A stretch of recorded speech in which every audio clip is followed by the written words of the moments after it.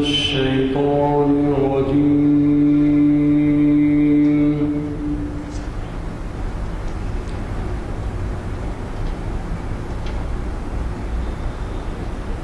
بسم الله الرحمن الرحيم.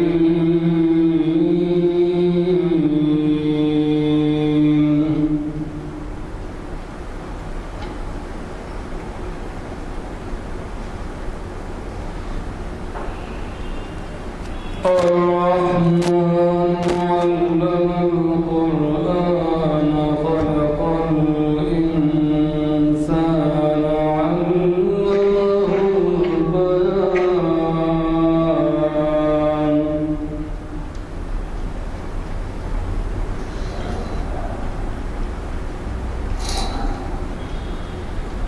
الشمس والقمر بحسبان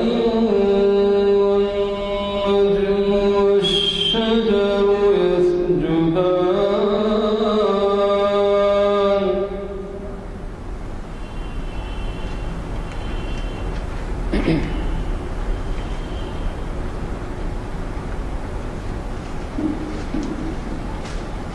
والسماء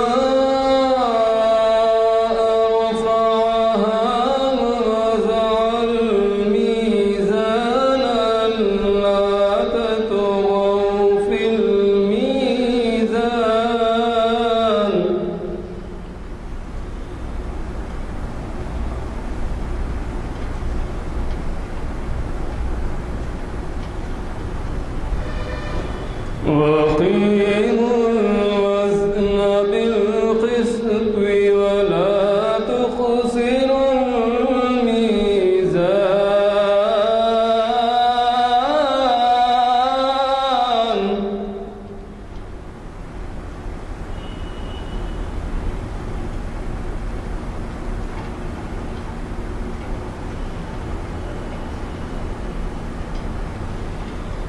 والأرض وضعها للأنام فيها فاكهة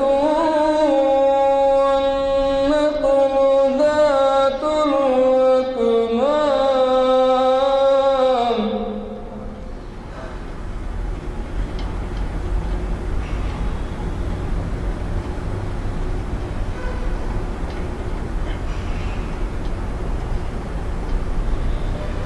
والحب ذو العصف والريحان فبأي آلاء ربكما تكذبان.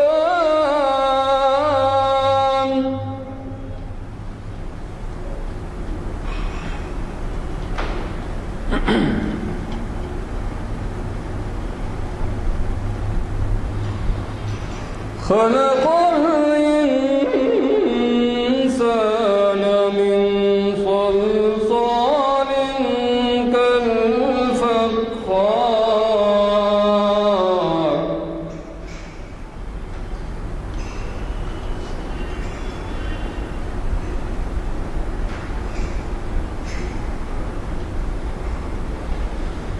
خلق الإنسان من صلصال كالفخار.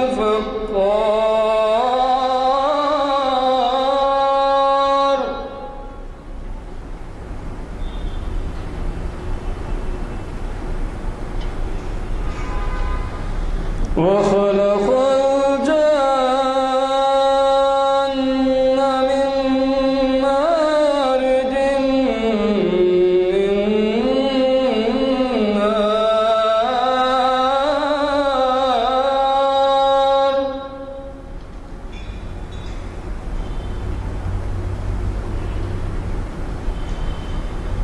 فبأي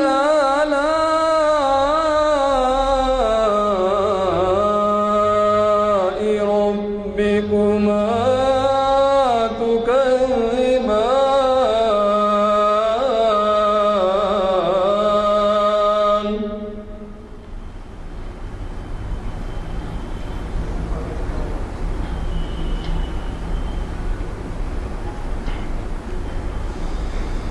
رب المشرقين ورب المغربين فبأي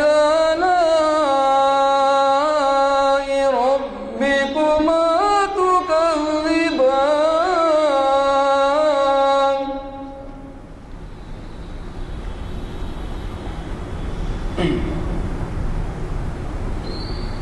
مرج البحرين يلتقيان بينهما برزخ لا يبغيان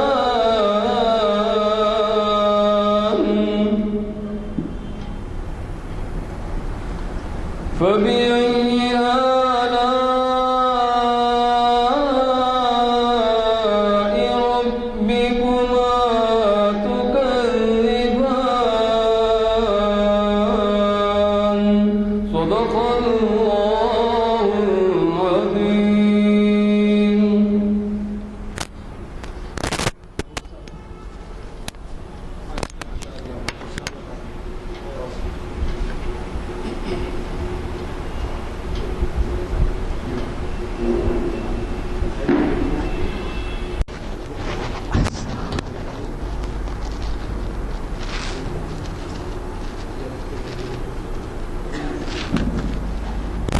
اجازت.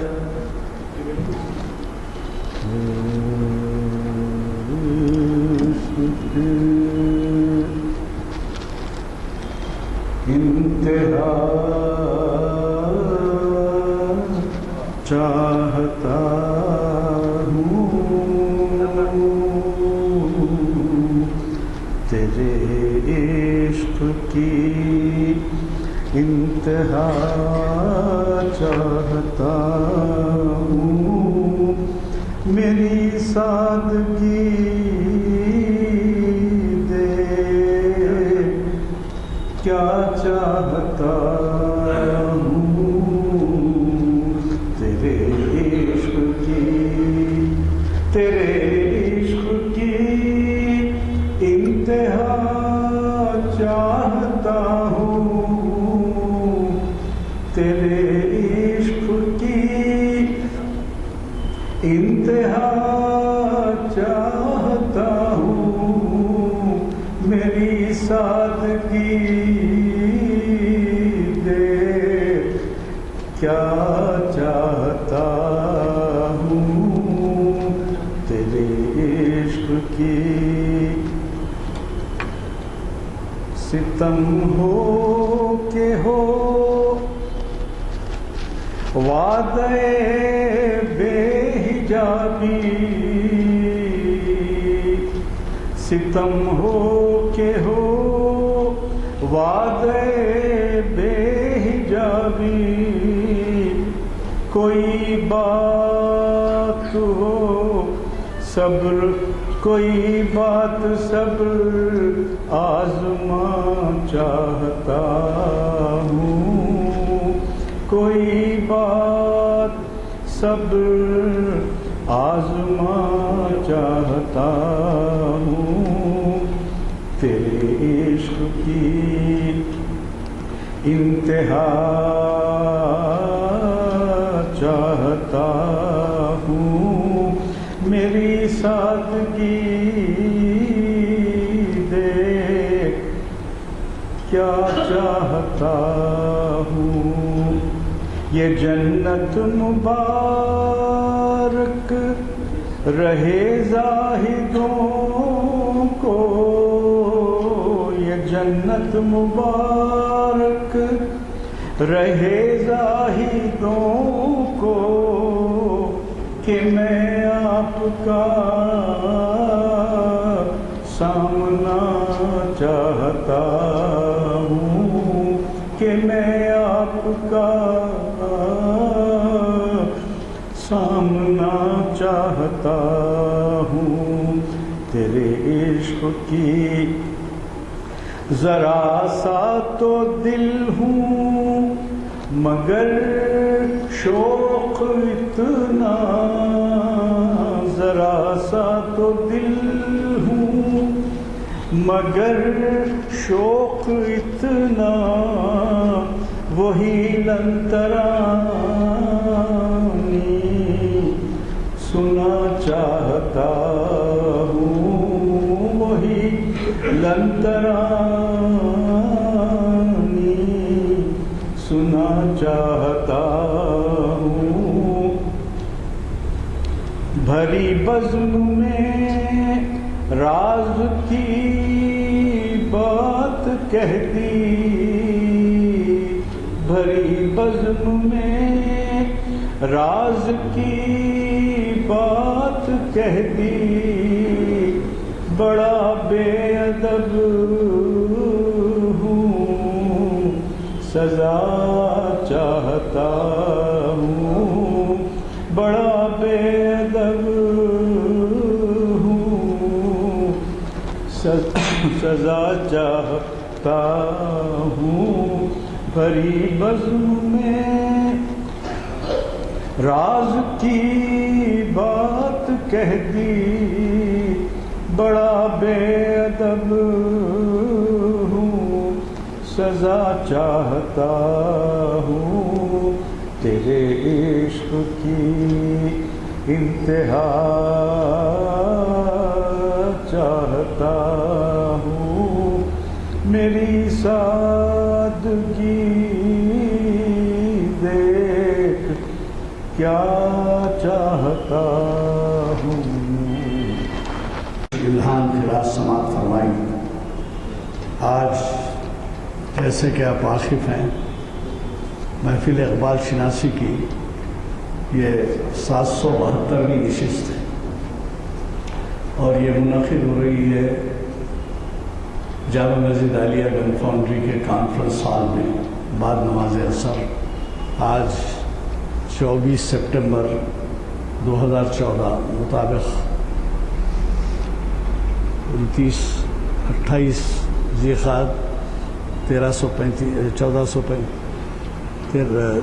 1435 ہجری بروز پیر بعد نماز عصر، یہ ہے نا، یہی ہے وہ بولیے نا، 24 سپٹمبر کو۔ تو آج کا عنوان جیسے کہ آپ واقف ہیں، صدق خلیل بھی ہے عشق، یہ عنوان سے آج آپ کے جانے پہچانے اسکالر جناب محمد ضیاء الدین نیّر صاحب مخاطب کر رہے ہیں، جنہوں نے شاید ہماری محافل میں 100 سے زائد محافل کو مخاطب کیا ہے، اور یہ عجیب اتفاق ہے کہ عنوان میں عشق کا لفظ بھی شامل ہے، اور ہمارے آج کے کلام میں جو رؤف حسن صاحب نے پیش کیا اس میں بھی جو ہے تیرے عشق کی انتہا چاہتا ہوں کا لفظ شامل ہے، یعنی عشق کا۔ حضرات، یہ ہمارے جو کوئی بھی مقررین ہوتے ہیں، یہ حضرات حالات کے پس منظر میں عنوان سجیسٹ کرتے ہیں۔ اب جب کہ ماہ حج شروع ہو چکا ہے، اور یعنی مہینہ تو نہیں کہوں گا میں، مہینہ تو بھی باقی ہے، لیکن یہ ہے کہ ماحول بن گیا ہے اور حجاج روانہ ہو رہے ہیں، اور پھر آپ کو ہم کو پہلے ہفتے میں عید منانا ہے، تو ایسے میں انہوں نے جو عنوان دیا ہے اس کی اہمیت آپ خود اچھی طرح سے سمجھ سکتے ہیں۔ بڑی خوشی کی بات ہے کہ آج وہ ہمارے درمیان ہیں، انہوں نے ہمارے دوسرے محافل کو بھی مخاطب کیا ہے، تاریخ اسلام اور شریعت کے۔ بہرحال ہمیں ان کے لیے دعا کرتے ہیں کہ وہ جو ہے مزید اپنے تخاطب سے ہمیں استفادے کا موقع دیں گے۔ میں اور ایک بات یہ کہنا چاہوں گا کہ آج اگلے ہفتے کے پروگرام، یہ ہمارا آخری آئٹم ہوتا ہے چہارشنبے کے دن، اس کے بعد جو ہمارے اعلان ہوتے ہیں، جو محافل ہوتے ہیں، ان کے لیے اعلامیے شائع کیے جاتے ہیں۔ آپ حضرات یہ اعلامیے لے لیں اور یہ ہمارے میسنجر بن کر جو ہے دیگر حضرات کو بھی پہنچائیں اور انہیں مدعو کریں۔ میں گزارش کرتا ہوں آج کے ہمارے مخرج صاحب سے کہ وہ شہ نشین پر تشریف لائیں اور ہمیں اپنے خطاب سے استفادے کا موقع دیں۔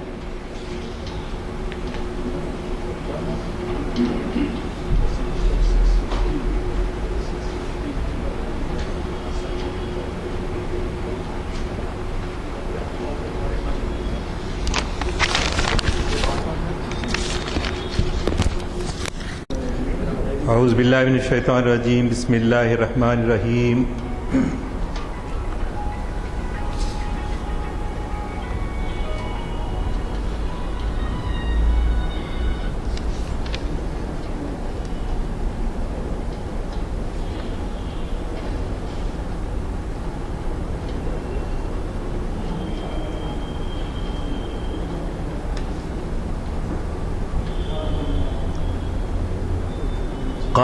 وقال إني ذاهب إلى ربي سيهدين ربي هب لي من الصالحين فبشرناه بغلام حليم فلما بلغ معه السعي قال يا بني إني أرى في المنام أني أذبحك فانظر ماذا ترى قال يا أبت افعل ما تؤمر ستجدني إن شاء الله من الصابرين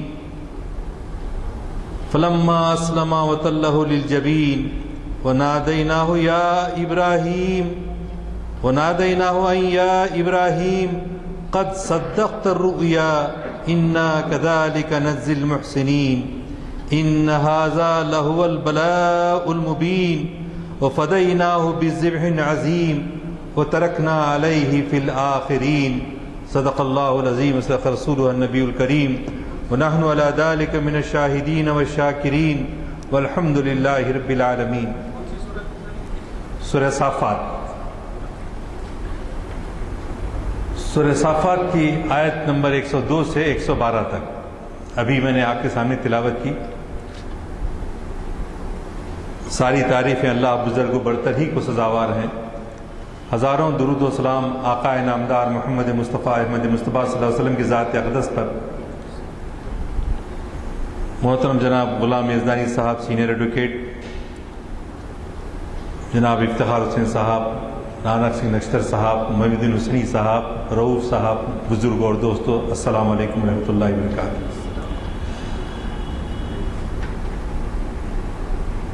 ابھی میں نے چونکہ وقت بہت تنگ ہے، آج کل مغرب جلدی ہو رہی ہے تو پورا انصاف کرنا مشکل ہے، تو میں نے جو آپ کے سامنے آیتیں قرآن پاک کی پڑھی اس میں وہ واقعہ ہے، اور بھی قرآن میں دوسرے مقامات پر بھی آیا. سورہ صافات کی آیت نمبر 102 سے 112 تک، جس کا مختصر ترجمہ یہ ہے کہ حضرت ابراہیم علیہ السلام نے کہا، آپ جانتے ہیں کہ ابراہیم علیہ السلام نمرود کی آگ میں ڈالے گئے اور وہاں اللہ کے حکم سے وہ آگ اللہ کے حکم سے ٹھنڈی ہو گئی. یا نارو کونی بردوں و سلام علی ابراہیم. تو وہاں سے سلامتی سے نکل آنے کے بعد آپ نے کہا کہ یہاں کے لوگ تو جو ہے میری دعوت کو قبول نہیں کر رہے. انی ذاہب الی ربی سیہدین، میں اپنے رب کی طرف چلا ہوں، وہ ضرور میری رہنمائی کرے گا.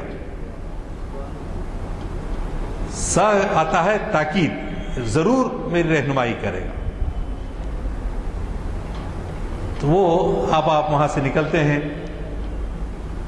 نکل کے پھر وہاں دعا مانگتے ہیں کہ اللہ تعالیٰ، ان کی بیوی سارہ ساتھ تھی، ان کے بھتیجے حضرت لوط علیہ السلام ساتھ تھے، لیکن کوئی اولاد ساتھ نہیں تھی، کوئی اولاد ہوئی ہی نہیں تھی.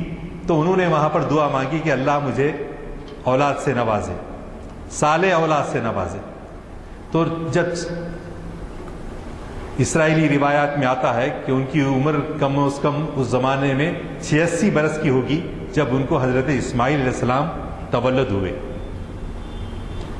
اور حضرت اسحاق علیہ السلام جب حضرت ابراہیم کی عمر 100 سال کی تھی. اب اہل کتاب خصوصاً یہودی جو ہے یہ کہتے ہیں کہ حضرت اسحاق علیہ السلام بڑے تھے اور جو ذبیح ہیں وہ حضرت اسحاق ہیں،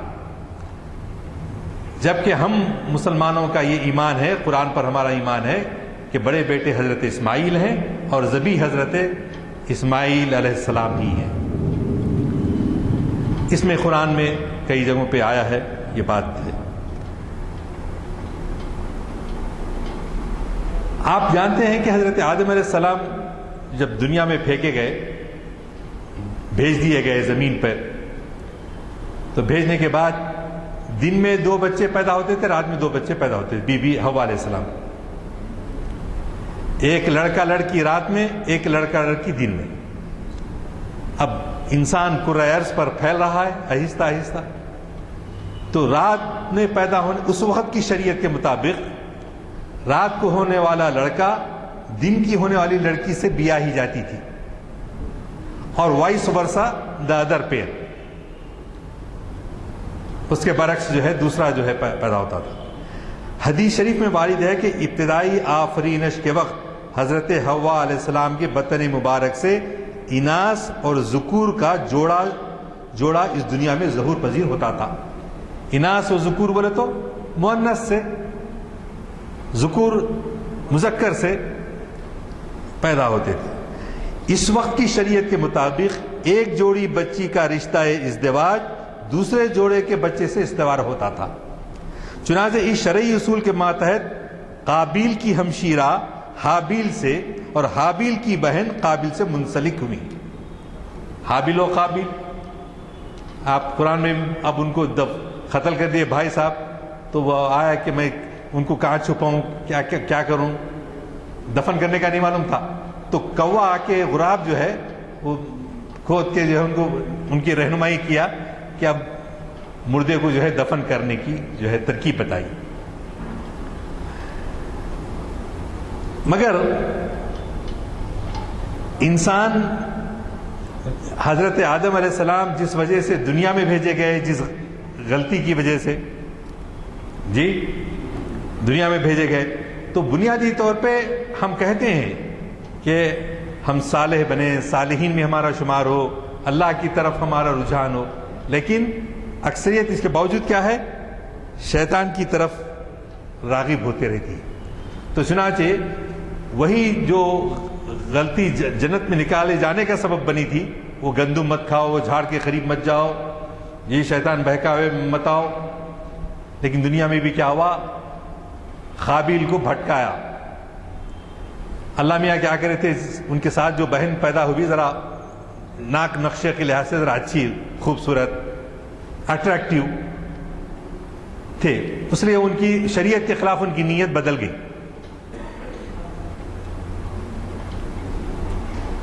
تو اس کی سزا کے طور پہ اللہ نے کیا کیا، چنانچہ حکم ہوا کہ حابیل و قابیل کے معاملے کے تصفیے کے لیے راہ خدا میں قربانی پیش کریں۔ غلطی ہو گئی، اب توبہ کرے، پہلے تو ربنا ظلمنا انفسنا وان لم تغفر لنا، حضرت آدم دعا کرے تھے تثنیہ کے صیغے میں میاں بیوی کے لیے۔ اب جو ہے حابیل و قابیل سے مطالبہ ہوا کہ اگر تم کو ہونا ہے تو قربانی دینا پڑے گا۔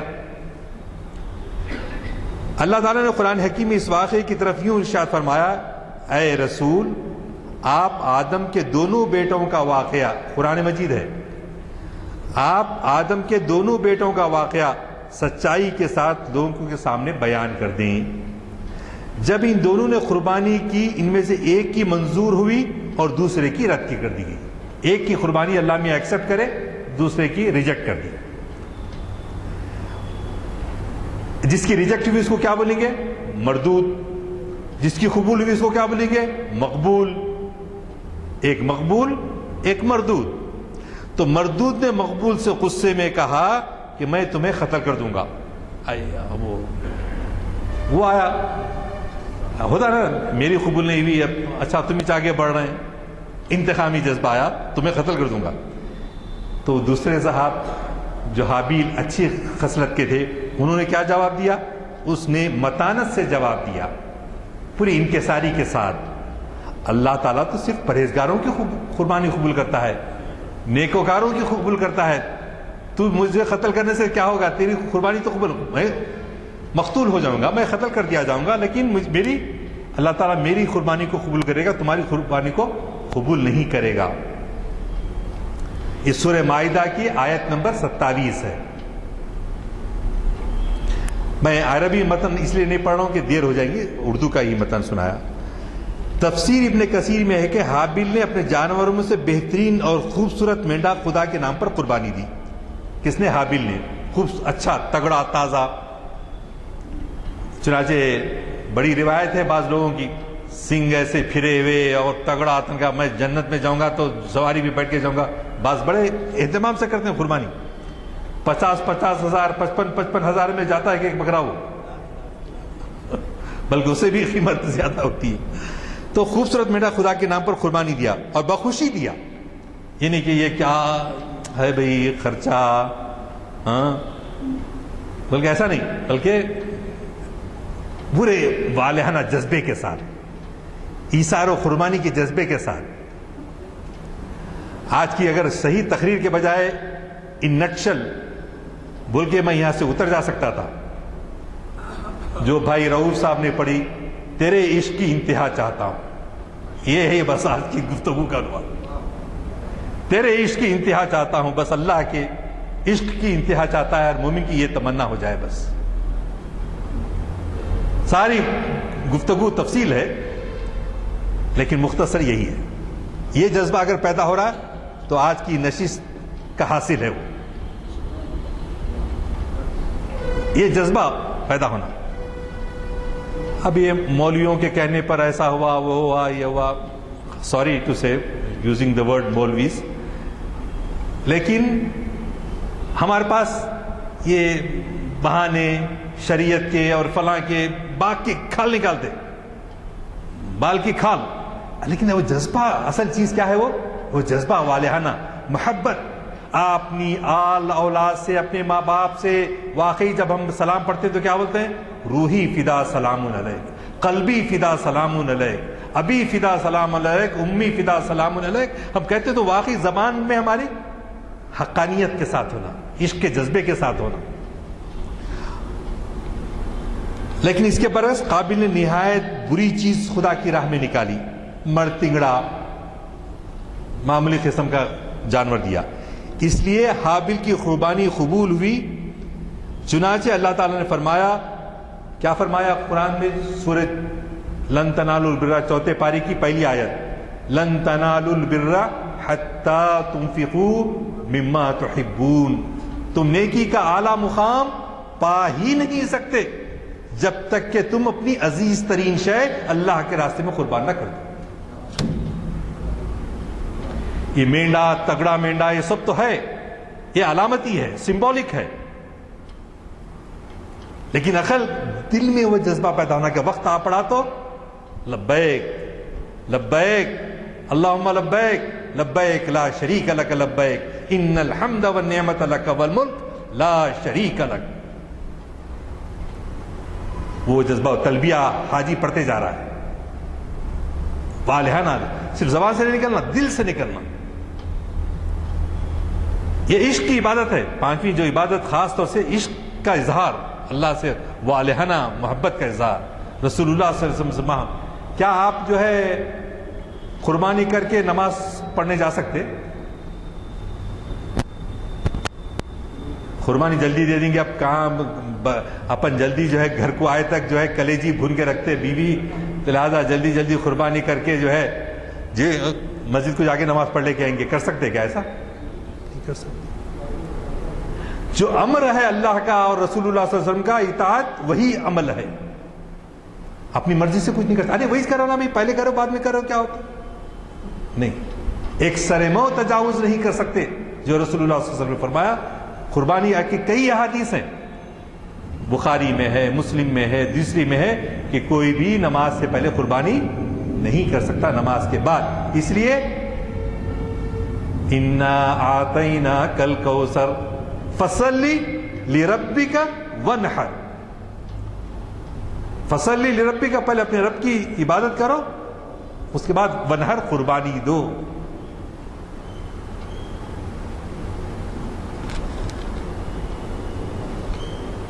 ابن کثیر کی ایک روایت نقل کرتے ہیں، یہی حابیل والا میڈا جنت میں پلتا رہا اور اللہ تعالیٰ نے جنت سے نکال کر حضرت ابراہیم علیہ السلام کے پاس اپنے بیٹے اسماعیل کے بدلے ذبح کرنے کے لیے بھیجا. قربانی کی تاریخ حابیل و قابیل سے، حضرت آدم کی اولاد سے شروع ہوئی. حضرت ابراہیم علیہ السلام کے پاس اللہ نے جب بیٹے کو لے کے جا رہے ہیں، ابھی جو میں آیتیں پڑھا اس کا ترجمہ سن لیجئے. قرآن کریم کی متذکرہ صدر آیت سے یہ بات اظہر من الشمس ہے کہ قربانی کا نفاذ حضرت آدم علیہ السلام کی حیات بابرکت ہی میں ہوا تھا، اور ہزاروں سال بعد اس کی تجدید، اس کا رینیول کب قرۂ فال کس کے نام نکلا؟ حضرت ابراہیم علیہ السلام کے نام نکلا، جنہوں نے متواتر 3 رات ذی الحجہ کی 8، 9 اور 10 3 رات مسلسل خواب میں دیکھا کہ وہ اپنے اکلوتے بیٹے حضرت اسماعیل کو فی سبیل اللہ ذبح کر رہے ہیں. 3 رات مسلسل 8، 9 اور 10. اور یہ امر مسلمات میں سے ہے کہ انبیاء اور مرسلین کے خواب بمنزلہ وحی ہوتے ہیں. وہ لوگ جو خواب دیکھتے ہیں وہ وحی کے مماثل ہوتا ہے. قرآن کریم نے اس قربانی کی تقریب عظیم کو ان الفاظ میں واضح فرمایا کہ آگ سے سلامتی کے ساتھ نکل آنے کے بعد حضرت ابراہیم علیہ السلام نے ملک سے نکل جانے کا فیصلہ کیا. انی ذاہب الی ربی سیہدین. ابراہیم علیہ السلام نے کہا میں اپنے رب کی طرف جاتا ہوں، وہی میری رہنمائی کرے گا. اے پروردگار مجھے ایک بیٹا عطا کر جو صالحوں میں سے ہو، جو صالحین میں سے ہو. اس دعا کے جواب میں ہم نے اس کو ایک حلیم اور بردبار لڑکے کی بشارت دی. وہ لڑکا جب ان کے ساتھ دوڑ دھوپ کرنے کی عمر کو پہنچ گیا، جوان ہو گیا بچہ. کون؟ حضرت اسماعیل علیہ السلام. پہلے تو بڑھاپے کی اولاد کے لیے دعا مانگی تھی، دعا مانگنے کے بعد مشقت کے بعد اب بچہ بڑا ہوا، اکلوتا بیٹا ہے جی، اور وہ بھی کعبے کے پاس اللہ کے حکم سے بے آب و گیاہ ریگستان میں چھوڑ دیے. مقام ابراہیم آج جہاں پایا جاتا ہے اس سے حجر اسود کی طرف آئے تو درمیان نیچے سے دیکھے تو وہاں پر زمزم کا کنواں ہے. جو پہلے گئے ہیں وہ لوگ آسانی سے اس کو دیکھ سکیں، لیکن آج کل وہ سب ڈھانک دیا گیا ہے. تو وہاں ادھر صفا و مروہ اونچے تھے ذرا، اب تو جو ہے سب تراش کے خراش کے جو ہے برابر زمین کے برابر کر دیے گئے. تو ماں جو ہے پانی پلانے کے لیے صفا سے مروہ تک، مروہ سے صفا تک 7 چکر کر رہے ہیں. اللہ میاں کو یہ ایسی پسند آئی بی بی ہاجرہ علیہ السلام کی کہ آج تک ہم اس کی اتباع کر رہے ہیں. اور پانی کے پیاس سے حضرت اسماعیل علیہ السلام پیر رگڑ رہے ہیں. اللہ کے معجزہ ظاہر ہوتا ہے کہ ماں جو ہے بے چین، بچہ اکیلا رو تو نہیں رہا ہے. جب وہ اونچائی پر آتی ہیں، گہرائی کی طرف آتی ہیں تو تیزی سے دوڑتی ہیں. وہ ہے میلین اخضرین، جو ایک گرین لکیر ادھر ایک گرین لکیر ادھر، اس کے درمیان تیزی سے دوڑتے ہیں دعا کرتے ہوئے. تو کس لیے کہ بی بی ہاجرہ علیہ السلام تیزی سے دوڑتی تھی کہ میرے بچہ نظر نہیں آ رہا، میرے آنکھوں سے کیسا ہے میرا لخت جگر، اس کو دیکھنے کے لیے تیزی سے دوڑ جاتی تھی. اور وہ پکا عشق، عشق حقیقی باپ نے دیا، بیٹے نے دیا، ماں نے دیا. اللہ نے ان کی سنتوں کا ابدی بنا دیا.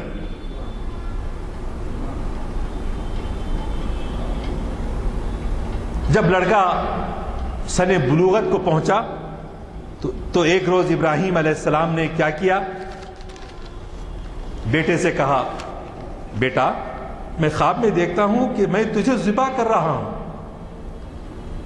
اب تم بتاؤ تمہارا کیا خیال ہے؟ انہیں زبردستی لے جا کے بھی کر سکتے تھے، مگر بیٹے سے پوچھا. بیٹی کی تربیت ایسی کی تھی باپ نے. آج ہم ہمارے بچے ان کی تربیت سب اس میں اشارے ہیں، بہت ساری چیزیں. تمہارا کیا خیال ہے؟ انہوں نے کہا ابا جان جو کچھ آپ کو حکم دیا جا رہا ہے اسے کر ڈالیے. آپ انشاءاللہ مجھے صابروں میں سے پائیں گے۔ آخر کو جب ان دونوں نے سر تسلیم خم کر دیا، باپ اور بیٹے نے، اور ابراہیم نے بیٹے کو ماتھے کے بل گرا دیا، تو ہم نے ندا دی۔ پہلے تو جو ہے بیٹے نے کہا کہ میرا چہرہ دیکھ کر آخر وقت آپ کو محبت آ جائے گی، لہذا چت لٹانے کے بجائے الٹا لٹا دیجیے، اور میں چھری کو نیچے سے گردن جو ہے کاٹوں۔ اوپر سے ذبح کرتے نا ہم، میں نیچے سے میں کر لوں، لیکن تمہارا چہرہ جو ہے، میرا چہرے سے آپ کو محبت شفقت پدری غالب نہ ہو جائے۔ تو جب یہ عمل ہوا پورے اخلاص کے ساتھ، سچائی کے ساتھ، صدق دلی کے ساتھ،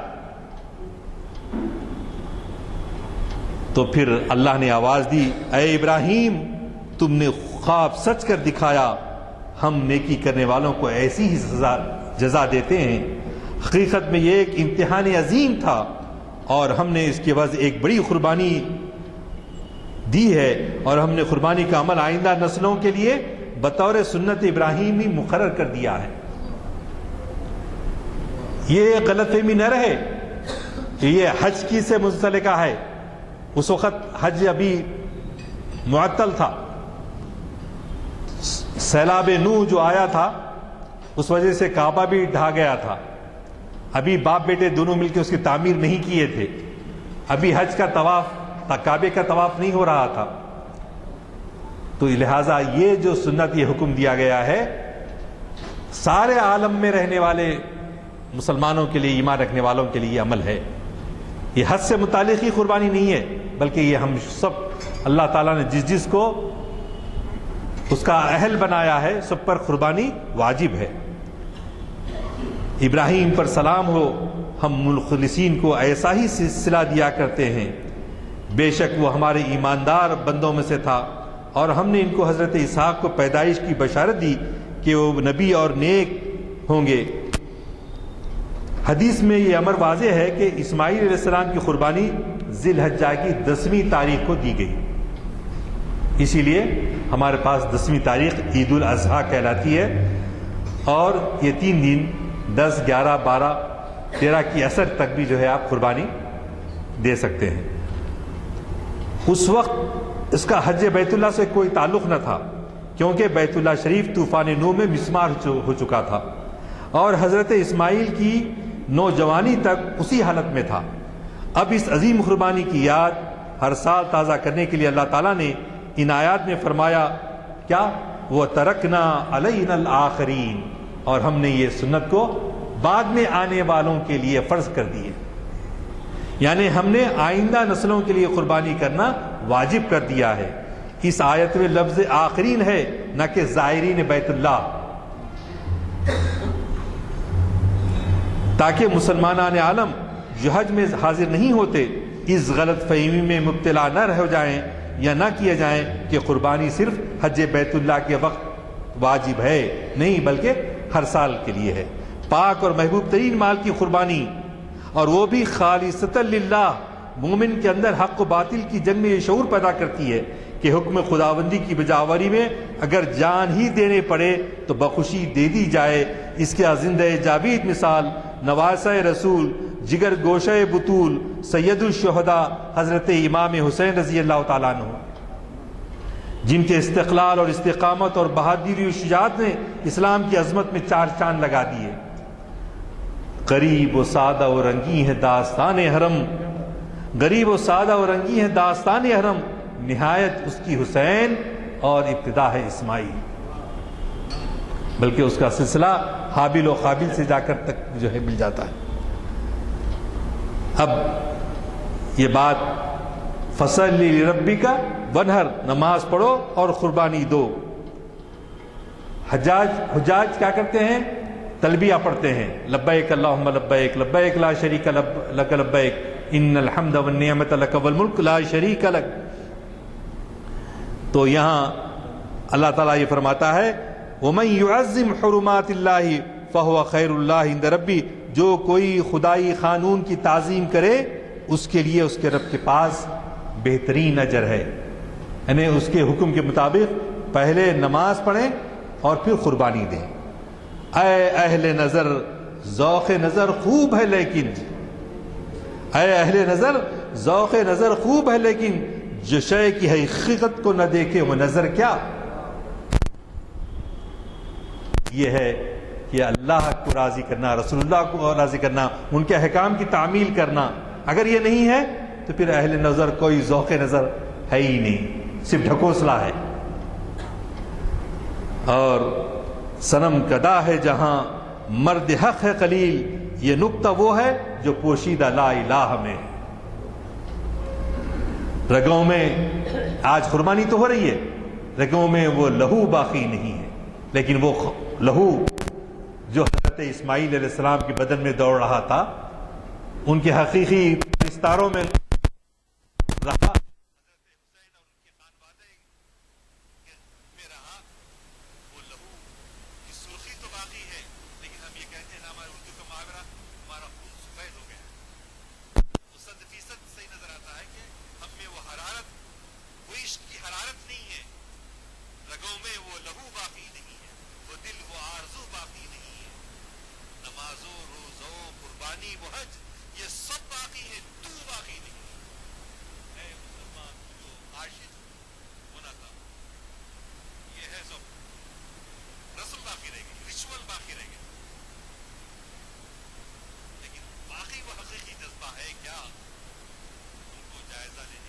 ہے جب قربانی کے لیے ہم جو ہے کہتے ہیں ان صلاتی و نسکی و محیایا و مماتی للہ رب العالمین۔ بی بی عائشہ رضی اللہ تعالیٰ عنہ قربانی ہوئی، گھر میں گوشت بن گیا، رسول اللہ صلی اللہ علیہ وسلم باہر سے گھر میں آئے، عائشہ پورا گوشت تقسیم ہو گیا؟ نہیں حضور، ایک ران رہ گئی، صرف ایک ران رہ گئی۔ عائشہ ایسا نہ کہو، جو کچھ تم نے تقسیم کیا وہ باقی رہا، جو گھر میں رہا وہ بیکار گیا۔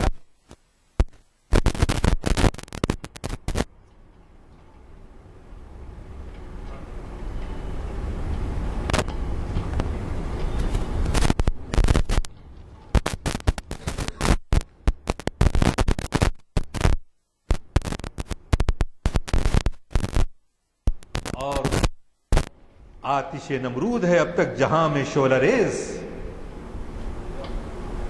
آتش نمرود کہاں نہیں ہے، جہاں سے حضرت ابراہیم علیہ السلام بابل و نینوا، عراق، فلسطین، سیریا، مصر، آج سب جگہ دیکھیے اب کیا ہو رہا ہے، آتش نمرود۔ نمرود وہ بادشاہ جو حضرت ابراہیم علیہ السلام کے زمانے میں تھے، جنہوں نے وحدانیت کی، توحید کی تعلیم دینے پر حضرت ابراہیم علیہ السلام کو آگ پہ بٹھا دیا تھا، آگ میں ڈال دیا تھا۔ چونکہ بعض لوگوں کو شاید نہ معلوم، اس لیے آپ نے توجہ دلائی، تو آگ میں پورے اطمینان کے ساتھ جب پھینکے گئے، قرآن مجید میں وہ بھی ذکر آیا ہے، تو کیا کہا اقبال نے، یقین مثل خلیل آتش نشینی، وہ یقین، وہ اللہ کے حاضر و ناظر ہونے اور حی و قیوم ہونے، اور جس کو نہ اونگ آتی ہے نہ نیند آتی ہے، سورہ آیت الکرسی میں پڑھتے نا، تو وہ خدا تعالی فرما رہا ہے کہ حضرت ابراہیم علیہ السلام وہ یقین کے ساتھ صدق خلیل بھی ہے عشق، صبر حسین بھی ہے عشق، مارے کئے وجود میں بدر و حنین بھی ہے عشق۔ یہ عشق ہے، یہ ساری عشق ہے۔ مومن کے لیے جان دینا کوئی امتحان، مصیبت نہیں ہے، محبت ہے، عشق ہے۔ اگر اللہ کے راستے میں ہو رہی ہے، محبت میں ہو رہی ہے، تیرے عشق کی انتہا چاہتا ہوں۔ یہ عشق سب کچھ قربان کرنے کا جذبہ۔ حضرت ابراہیم علیہ السلام آگ پر اپنی جان کی کوئی پرواہ نہیں کی انہوں نے، یقین مثل خلیل آتش نشینی، یقین محکم یقین محکم کس کو کہتے ہیں؟ ایمان کا اعلیٰ درجہ. ایمان و یقین. یقین مثل خلیل آتش نشینی، یقین اللہ مستی خود گزینی. اللہ مستی، بس میرا اللہ خوش ہے، میں خوش ہوں. جہاں دی ہوئی اسی کی تھی. حق تو یہ ہے کہ حق ادا نہ ہوا. یقین مثل خلیل آتش نشینی، یقین اللہ مستی خود گزینی. اے سن اے تہذیب حاضر کے گرفتار، غلامی سے بدتر ہے بے یقینی. اللہ میاں ہے کی نہیں ہے کی، مر کے پھر اڑتے کی نہیں اڑتے کی، مٹی میں مل جاتے کیا ہے کی کیا نہیں. یا لیتنی کنت ترابا، کیا کاش کہ میں مٹی ہو گیا ہوتا. اگر ایسے ہی ہے، مٹی کا ڈھیر، ایسی مٹی ہے جو یقین سے آری ہے نہیں، پورا یقین ہے خدا کے حاضر و ناظر ہونے کا اور اٹھائے جانے کا. تو پھر محبت، عشق، جو باتیں آپ نے سنی ہیں، اگر یہ عشق نہیں ہے تو کیا ہے؟ بجھی عشق کی آگ اندھیر ہے، مسلمان نہیں راک کا ڈھیر ہے. اگر یہ عشق نہیں ہے، یہ محبت نہیں ہے تو کیا ہے؟ بجھی عشق کی آگ اندھیر ہے، مسلمان نہیں راک کا ڈھیر ہے. اور شوق تیرا اگر نہ ہو میری نماز کا امام. اگر اللہ میاں کی محبت، اللہ میاں دیکھ رہے ہیں، اللہ میاں حاضر ہیں، اللہ سے ملنے کا شوق، مسجد میں جو دل لگتا ہے، بندہ اللہ کا شوق سے جاتا ہے، کب پہنچوں، کب بلاوا آئے، حی علی الصلاح حی علی الفلاح، چلے گا. شوق تیرا اگر نہ ہو میری نماز کا امام، میرا قیام بھی حجاب، میرا سجود بھی حجاب. سجدے مالے رہو. کب امام صاحب لمبا سجدہ کر رہے ہیں، کب بھاگنے کو نکلتا ہے یہاں سے نہیں معلوم کیا ہے. یعنی نماز میں سارے کام دنیا داری کے. تو یہ ایسی نماز سے کوئی حاصل ہونے والا نہیں ہے. اور میر کہتے ہیں مجھ کو شاعر نہ کہو میر کہ صاحب میں نے درد و غم کتنے جمع کیے، جمع تو دیوان ہوا. یعنی عشق جو ہے، ابھی کلیم ماجد صاحب بھی آ گئے، ان کے اشعار کے اندر بھی ایک آگ رہتی ہے، عشق کی آگ، ایک ان کے سینے کے اندر. جو حقیقی شاعر ہوتا ہے ایک آگ کی کیفیت ہوتی ہے. ایک نظام کا شعر ہے، جو تیرے عشق میں مٹ کر غبار راہ نہیں، جو تیرے عشق میں مٹ کر غبار راہ نہیں، وہ نامراد سزاوار عز و جاں نہیں. وہ نامراد سزاوار عز و جاں نہیں، اس کو عزت نہیں ملے گی. تو لہذا کیا کرنا چاہیے؟ میں کہ میری غزل میں ہے آتش رفتہ کا سراغ، میری تمام سرگزشت کھوئے ہوں کی جستجو. جو اقبال کہتے ہیں کہ جو غزل اور اشعار میں کہتا ہوں اس آتش عشق کی خبر سے آگاہ کرتے ہیں جو مدت ہوئی افسردہ ہو چکی ہے، بجھ چکی ہے. تو کیا چاہتے ہیں اقبال؟ ایسے ہماری تاریخ اسلام میں ایسے واقعات، ایسی شخصیتیں جو گزری ہیں، ان کے تلاش کرتا ہوں، ان کا متلاشی ہوں، تاکہ وہ جذبہ عشق ہماری نئی نسلوں کے اندر اس کا کچھ پرتو آ جائے. اس عشق سے جی وہ ایمان کی چنگاری ہمارے اندر جو ہے بیدار کرنا چاہتے ہیں.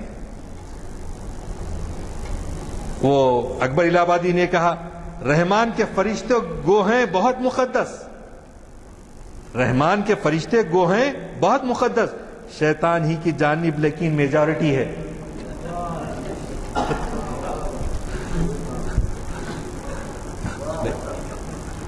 میجارٹی کس کے ساتھ ہے؟ شیطان کی. اسی لیے اس نے کس کو بھٹکایا؟ حضرت قابیل کو بھی بھٹکایا، حضرت آدم علیہ السلام کو بھی بھٹکایا. تو لہذا اگر ہماری شان و شوکت کو بحال کرنا ہے تو کیا کرنا چاہیے؟ سنجر و سلیم، شوکت سنجر و سلیم تیرے جلال کی نمود. سنجر و سلیم، سنجر ایران کا بہت طاقتور بادشاہ تھا، اور سلیم ترکی کے ایک بڑے بادشاہ کا گزرا ہے. وہ ان کا جلال کیسا تھا؟ وہ جلال جو ہے تیرے جلال کی نمود، وہ آپ کے جلال کے نمائندہ تھے. فخر جنید و یزید تیرا جمال بے نقاب. اور یہ جو ہے اللہ والے بندے ایسے تھے کہ جس سے جلال جو ہے وہ ہو رہا تھا.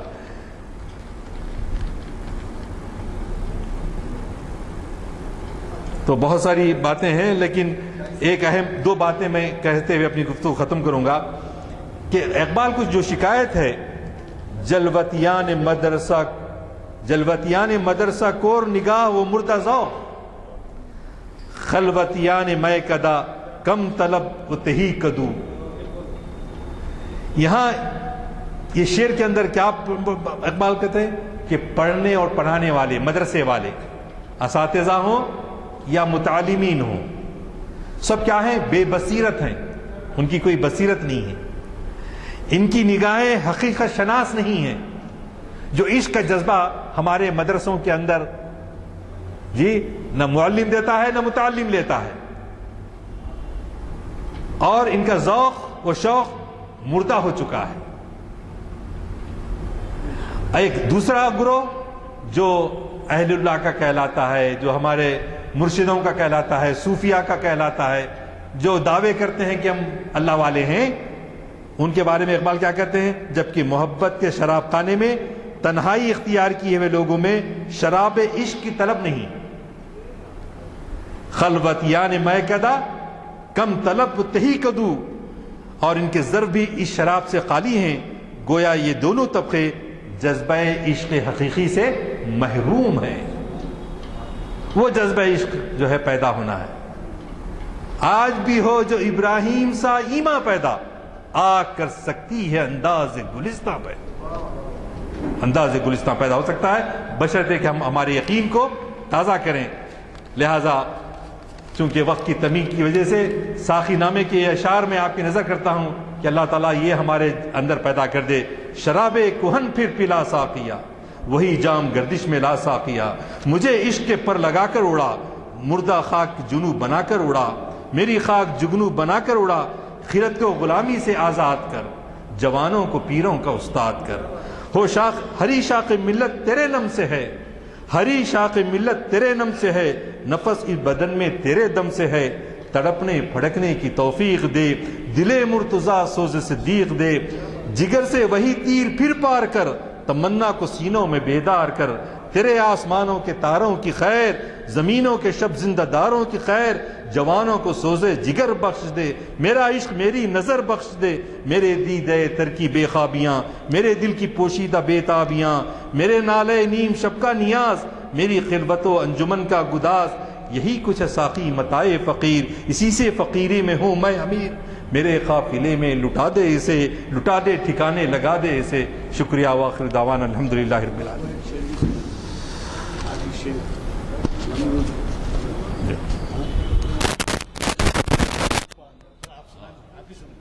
آپ کے لیے بچا رکھا ہے بہت ایسے.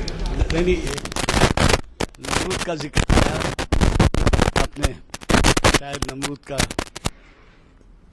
کیا ہے بابا، یہ مائک ہے.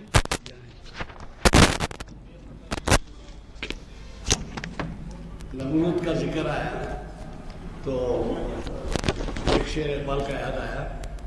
بے خطر کود پڑا، بے خطر کود پڑا آتش نمرود میں عشق. عقل ہے محو تماشا لبے بام ابھی. یہ بھی شعر اقبال کا بڑا ضرور مسئلہ بن گیا ہے. حضرات میں یہ پہلے بھی آپ سے کہا ہے کہ ایک ایسا اہم خطاب ہے پیر کے دن. قربانی کا تاریخی پس منظر پروفیسر سید راشد نسیم ندوی صاحب، جن سے آپ بخوبی واقف ہیں، پریزیڈنٹ کے ایوارڈ یافتہ ہیں. ان کا خطاب تاریخ اسلام کی 659ویں نشست پیر 27 سپٹمبر. ضرور بضرور شرکت فرمائیں. ویسے جیسے میں نے ابھی آپ سے کہا کہ اگلے بہت اہم پروگرام ہیں، اور اس کے علاوہ بھی آپ کو ایک اہم عنوان کی طرف توجہ دلاؤں گا، رسول اکرم غیر مسلموں کی نگاہ میں۔ یہ دلی سے تشریف لائیں گے جناب سید شاہد حکیم صاحب، جو اسلامک اسٹڈیز کے اسکالر ہیں اور اسکواڈرن لیڈر رہے ہیں، اور 4-6 مہینے میں ایک دفعہ آتے ہیں۔ انہوں نے ہمارے پاس یہ پروگرام بھیجا ہے کہ وہ اگر آئیں تو ہم نے فوری قبول کیا، اور اس دن کسی اور کا پروگرام تھا، لیکن ان کے خطاب کے لیے ہم نے اس دن کو مقرر کیا ہے۔ وہ ہے پیر کے دن شریعت انفارمیشن کی سروس کی 551ویں نشست ہے، اور اگلے چہارشنبے کو اقبال کی آخری مثنوی، اس عنوان سے آپ کے جانے پہچانے اسکالر جناب مستر مجاز صاحب مخاطب کر رہے ہیں۔ وہ ہے محفل اقبال شناسی کی 773ویں نشست، اور ہے 1 اکتوبر چہارشنبہ بعد اثر اسی مقام پر۔ میں مخرج صاحب سے گزارش کرتا ہوں کہ وہ دعا فرمائیں۔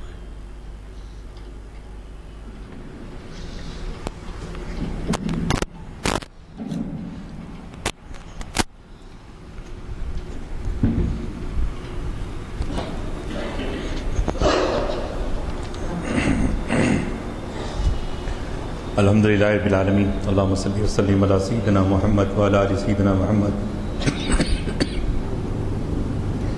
ربنا اللہم حبب الینا الایمان وزینہ فی قلوبنا یا رب العالمین، اللہم کرہ الینا الکفر والشرک والکذب والعصیان والنفاق والشقاق، اللہم اجعلنا من الراشدین والشاکرین والصالحین والمؤمنین والمجاہدین للاسلام۔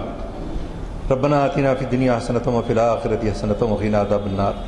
ربنا هب لنا من لدنك ذرية طيبة إنك سميع الدعاء، اللهم ارزقنا توبة نصوحا قبل الموت، اللهم ارزقنا الشهادة عند الموت، اللهم ارزقنا جنة ونعيما بعد الموت۔ اے اللہ ہمارے گناہوں کو معاف کر دے، ہمارے دل میں یقین کی شمع روشن فرما دے، ایمان کے ساتھ زندہ رکھ، ایمان کے ساتھ ہمارا خاتمہ فرما دے۔